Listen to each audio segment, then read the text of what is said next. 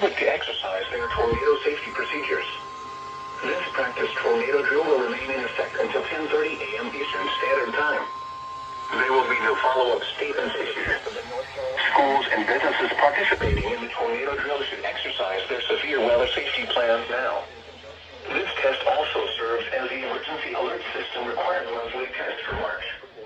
Broadcasters, in cooperation with local, state, and national authorities, have developed this system to provide the public with important emergency information should the need arise. This concludes the statewide tornado drill and test of the North Carolina Emergency Alert System.